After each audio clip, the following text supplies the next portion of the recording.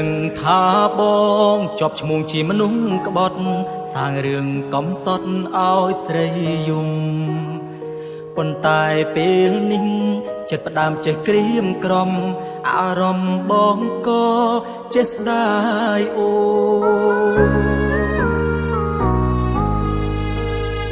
ដកខ្លួនមិនបានទៅមុខក៏មិនរួចលួចស្ដាយកំហូរយំនឹក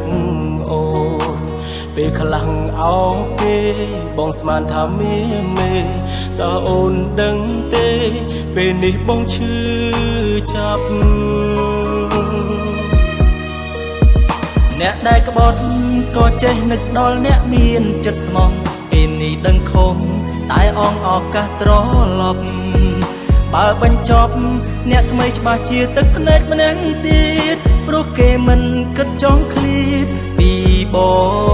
ងចង់ជួបមុខទុកពាក្យសុំទោសមួយម៉ាត់ប្រាប់ស្រីសពបងចោលថ្លៃជាស្ដីក៏បងមិនខឹងព្រោះបងដឹងពេលនឹងអូនកំពុងតែឈឺផ្សាចង់ប្រាប់ថាបងក៏ឈឺដូចអូ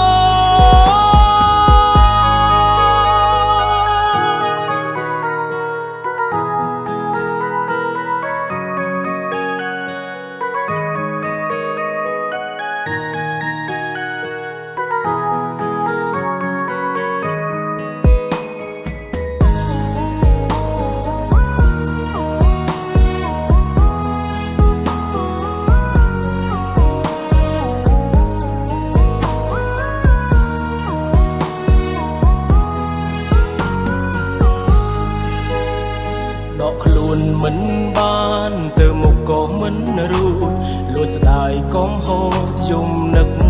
អូពេលខ្លាំងអោគេបងស្មានថាមេតើអូនដឹងទេពេលនេះបងឈឺចាប់អ្នកដែលក្បត់ក៏ចេះនឹកដល់អ្នកមានចិត្តស្មោះពេលនេះដឹងខំតែអងឱកាសត្រឡប់បើបញ្ចប់អ្នកថ្មីច្បាស់ជាទឹកភ្នែកម្នាក់ទៀតព្រោះគេមិនគិតចង់ឃ្លៀតពីបងចង់ជួបមុខទុកពាក្យសុំទោសមួយម៉ាត់ប្រាប់ស្រីស្អប់បងចោលថ្លៃជាស្ដីក៏បងមិនខឹងព្រោះបងដឹងពេលនឹងអូនកំពុងតែឈឺផ្សាចង់ប្រាប់ថាបងក៏ឈឺដូចអូអ្នកដែលក្បត់ក៏ចេះនឹកដល់អ្នកមានចិត្តស្មោះពេលនេះដឹងខំតែអងឱកាសត្រឡប់បើបញ្ចប់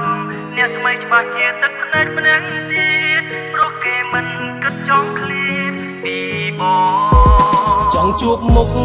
ទុកពាក្យសុំទោសមួយម៉ាត់ប្រាប់ស្រីសពបងចោលថ្លៃ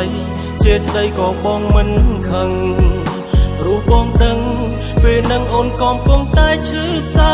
ចង់ប្រាប់ថាបងក៏ឈឺដូចអូអ្នកដែលក្បត់ក៏ចេះនឹកដល់អ្នកមានចិត្តស្មោះពេលនេះដឹងខំតែអងឱកាសត្រឡប់បើបញ្ចប់អ្នកថ្មីច្បាស់ជាទឹកភ្នែកម្នាក់ទៀតព្រោះគេមិនគិតចង់ឃ្លៀតពីបងចង់ជួបមុខទុកពាក្យសុំទោសមួយម៉ាត់ប្រាប់ស្រីស្អប់បងចោលថ្លៃ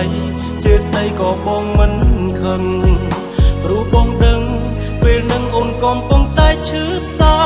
ចង់ប្រាប់ថា